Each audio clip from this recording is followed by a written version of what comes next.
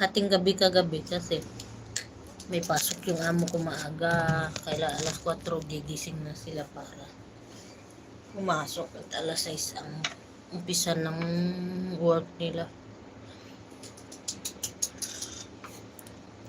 Kailan 5 o'clock alis na sila ng bahay. Para bago mag 6 nandun na sila sa work nila.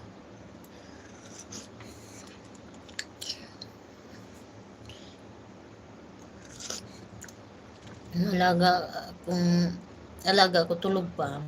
Ang mami niya naka-off, daddy niya ang maaga ang pasok. Ang inita sabaw, ito kasi hinahanap ko mainita sabaw. Abdi ng mata ko para nakalimutan ko pa uminom ng maintenance na gamot kagabi. Parang nawala sa isip ko yung pag-inom ng gamot. Buti na lang at medyo wala lang ako naramdamang something. Tinanong ko nga yung doktor kung ano. Pwede ko ihinto yung pag-inom ng maintenance na gamot sa high blood.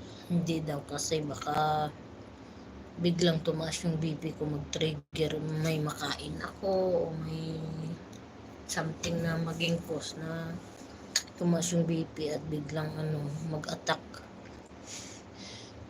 Kaya talagang pag nakaumpisa ng nag-maintenance ng dire-diretso na. Ang init, di ko masubo.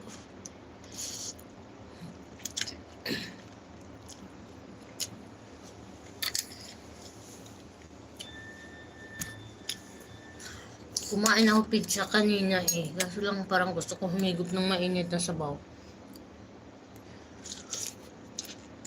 Nakalinis na ako ng sala, yung tulugan ko at saka yung hallway doon, pati banyo.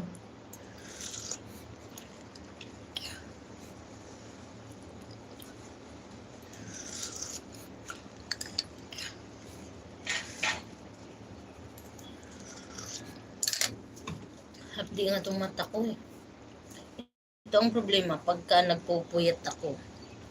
Ang una-unang nagre-react itong mata ko, mahapdi, namumula, nagluluha. Tapos buti nga hindi ako nahihilo Minsan nahihilo ako, bigla nang magdilim yung paningin ko. Hindi na, mahina na ako sa puyatan. Hindi ko na kayang puyat ng puyat. Na yung katawan ko, nagre-react.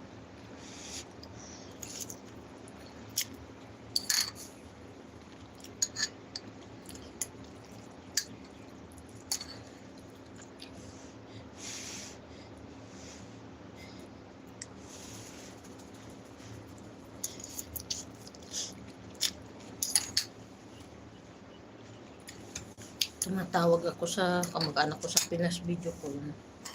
Hindi man sumasagot.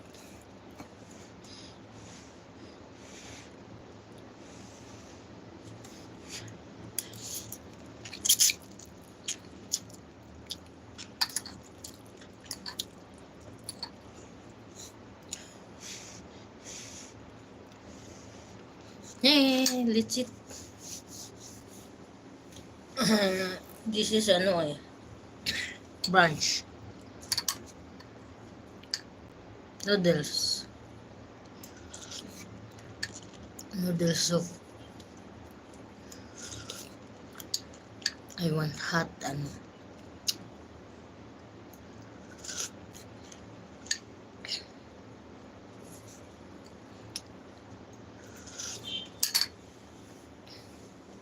Happy New Year to all. It's already 2025.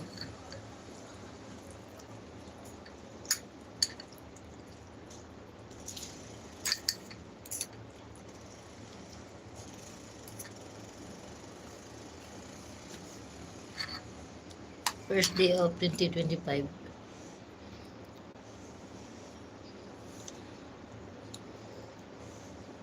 So hot.